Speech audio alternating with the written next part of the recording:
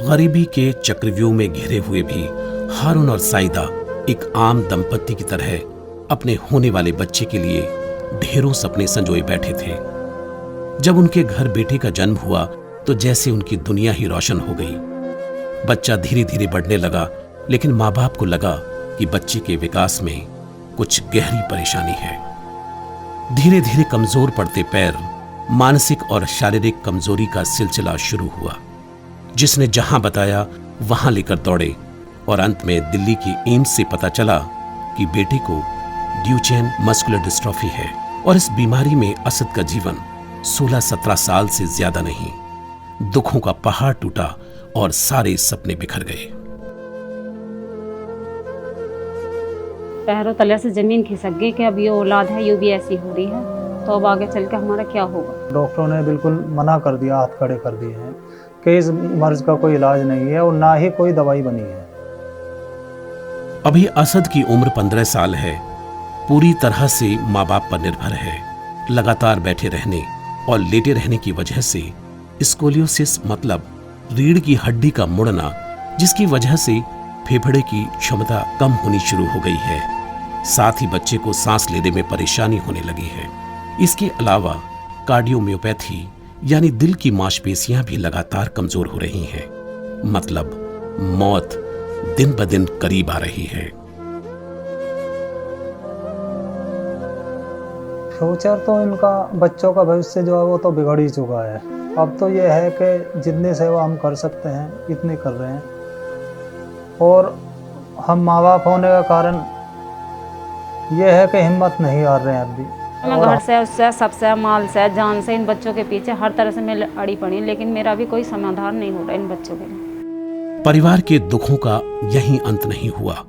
12 वर्ष के दूसरे बेटे दाऊद में भी बीमारी के यही लक्षण हैं। हालांकि अभी वो जैसे तैसे चल पा रहा है, लेकिन उसकी भी हालत दिन ब दिन बिगड़ रही है। इन बच्चों के लिए खेलना, स्कूल जाना, अपने डेली के काम करना असंभव है। बच्चे जब हमारे पैदा हुए थे तो हमारे सपने यही था कि 2 से 3 बच्चे हमारे पास में हों और हम उसे अच्छी तालीम दिलाएं जहाँ तक हमारी हैसियत है। हैसियत से बाहर भी अगर खेल जाएंगे, जैसी हमारी कंडीशन है, कंडीशन हमारी टूटी हुई तो है ही पहले से ही, लेकिन फिर भी यह है कि हमारा हौसला इतना था कि जितनी हम मेहनत करेंगे, हम घर मकान कुछ नहीं बनाएंगे, इन बच्चों के पीछे इनकी तालीम के लिए खर्च करेंगे। डॉक्टर्स ने इनके तीसरे बेटे के डीएमडी टेस्ट करने को कहा है, लेकिन पैसों की तंगी से अब जिंदगी हार रही है। दवाइयों का पुख्ता इंतजाम, फिजियोथेरेपी, पोषक आहार, थेरेपी से ये बच्चे जिंदा रह सकते हैं और इन्हें भी एक सामान्य जिंदगी मिल सकती है। इनको ठीक होने के लिए इन्हें जॉइंट कॉन्ट्रैक्चर और स्पाइन में कई सर्जरीज की जरूरत है। और हमारी आंखों में हमेशा आंसू रहते हैं। हम ऊपर वाले से यही दुआ करते हैं कि ऊपर वाला किसी भी, अगर हमारा कोई दुश्मन भी है, कोई भी है, किसी की औलाद को ऐसी परेशानी ना दे। इससे पहले कि इन दोनों बच्चों के दिल और फेफड़े काम करना कम कर दें, ये सभी सर्जरीज उससे पहले होनी जरूरी है। ये दोनों बच्चे हर रोज मौत की तरफ बढ़ रहे हैं। आप सब लोगों की मदद से ये जिंदा रह सकते हैं और एक सामान्य जिंदगी जी सकते हैं। हर बच्चे की तरह इन बच्चों को भी शिक्षा का, एक सामान्य जीवन जीने का और सबसे बड़ा जिंदा रहने का अधिकार है। एम्स वालों ने भी ये बोल दिया कि 16-17 साल की उम्र से ज़्यादा ऊपर नहीं होगी। उसमें चाहती कि मेरे बच्चों की अच्छी ज़िंदगी, अच्छी परवरिश मिल जाए मेरे बच्चों को। वो परेशान हो चुकी इन बच्चों को मारा। इलाज तो है इनका, इलाज कराने के लिए महंगी दवाई हैं, वो मेरी हैसियत से बिल्कुल बाहर हो रही हैं, कंट्रोल से बाहर है बिल्कुल।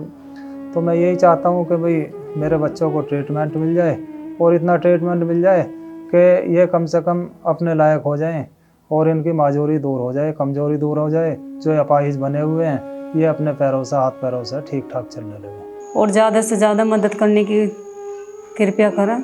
या जो समस्या मेरे साथ है, ऊपर वाला ना करे किसी के साथ, और ज़्यादा से ज़्यादा मेरे बच्चों के साथ, तुम्हारे उससे मेरे बच्चों की भी वो हो जाए। मैं ये चाहता हूँ मैं जल्दी से ठीक हो जाऊँ और मैं स्कूल जाना शुरू कर दूँ, पढ़ लिख के बड़ा आदमी बन जाऊँ। मैं बड़ा होकर डॉक्टर बनना चाहता हूँ।